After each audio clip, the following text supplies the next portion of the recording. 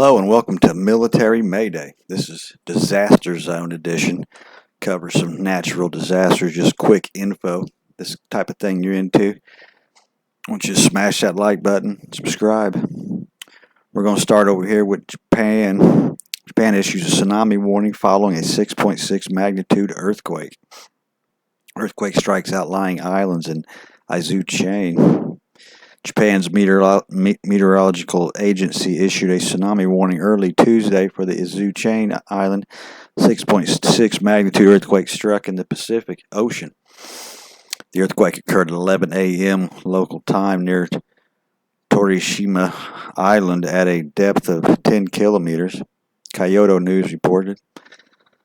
Torishima Island is an uninhabited island located approximately 600 kilometers south of Tokyo. According to the Japan Meteorological Agency, there was a potential for a 1-meter tsunami to reach certain parts of the island chain around 11:30 a.m. I believe they've called that off since. I've seen an article about it. Here's a little blast from the past. Sikkim flash flood toll climbs to 14, over 100 missing. Some more of that. पानी तल्लो खुद्दैछ control room माथि छ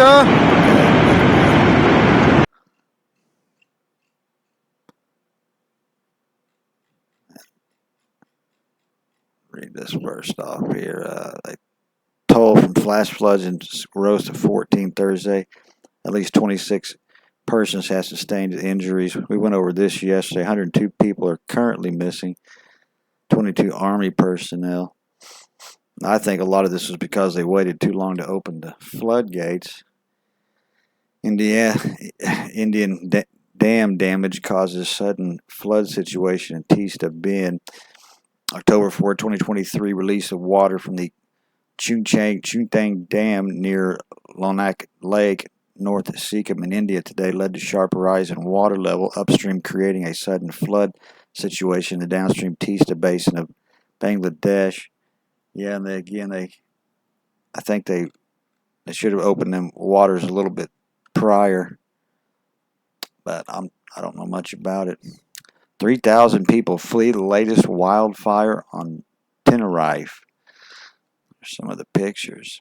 A wildfire raging in the Spanish islands of Tenerife amid unseasonably hot temperatures has forced the evacuation of around 3,000 people from their homes, local officials said.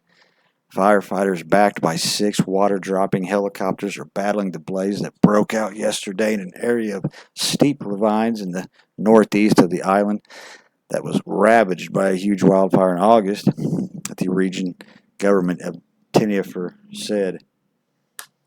Some 2,400 people were moved from the town of Santa Ursula and another 600 from La Orotava as a precaution. Lope Afonso, vice president of the regional government of Tenerife, wrote on Facebook. Television images and videos posted on social media showed smoke rising from a hill close to houses in remote neighborhoods and helicopters dropping water on flames.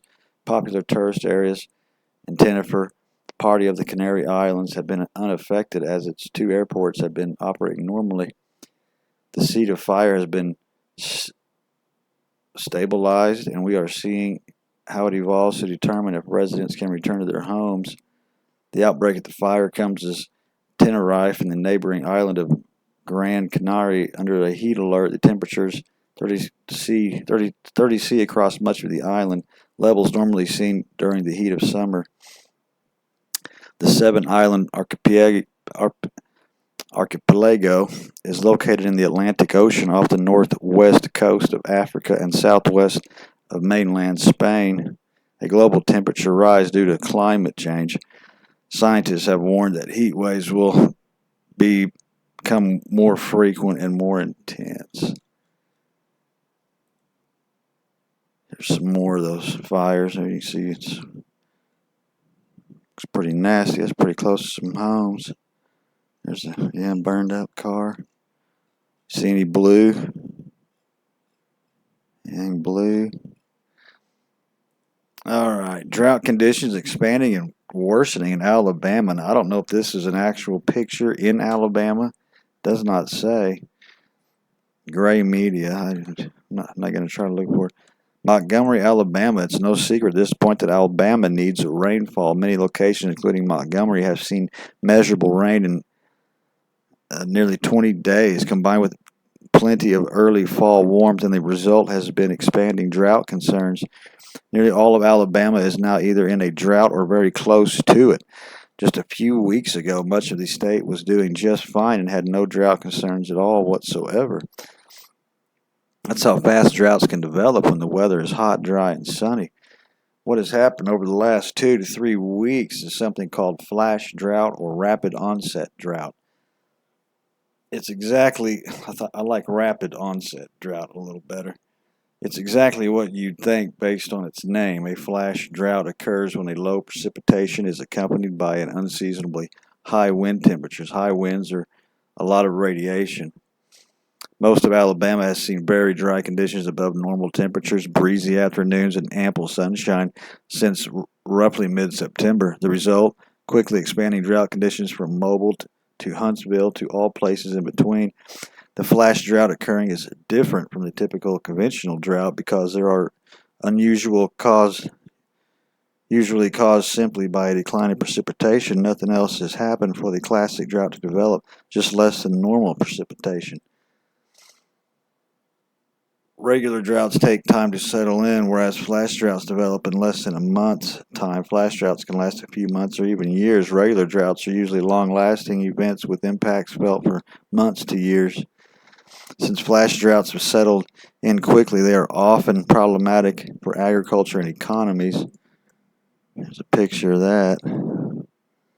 Dry, moderate, severe. We got some red here. I see some moderate. There's severe.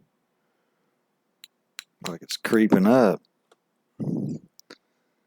As a result, the drought will likely worsen over the next week before possibly improving a little bit with some rain at the end of next week. We'll continue to monitor and that chance of rain as we get closer. I'm sure we'll hear a little bit more about this little story. That's an important area. Dallas weather. Homeowners cleaning up after storms bring flash flooding, hail, and strong winds. They said they weren't prepared for the bad weather. In fact, when it started, Gabby Calzada checked the radar. That's when she noticed how bad it was. Here's some flash flooding there. Some pictures. Some quick hail. That's pretty much nothing, really. That's Colorado once a week.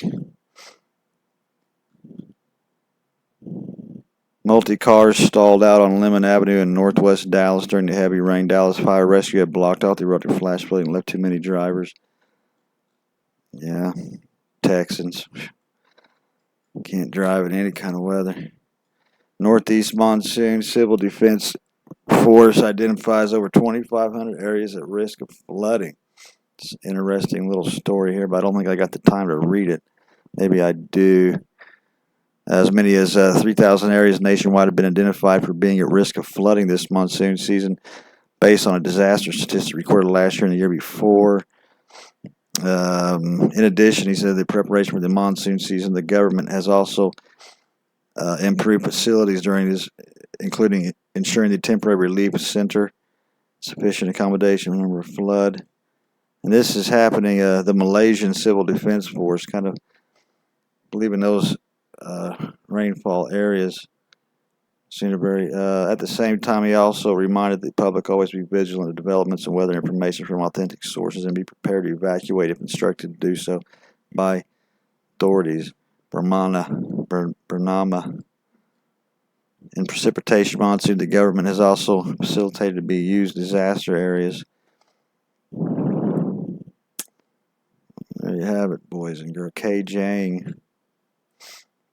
As Japan releases more Fukushima water, what about the rest of the plant? Yeah, this is not going to stop. This is, I'm sure, constantly going on. I'm not even going to read. I think I'm out of time. But, again, if you enjoy the content, hit the like button, subscribe. Toodaloo.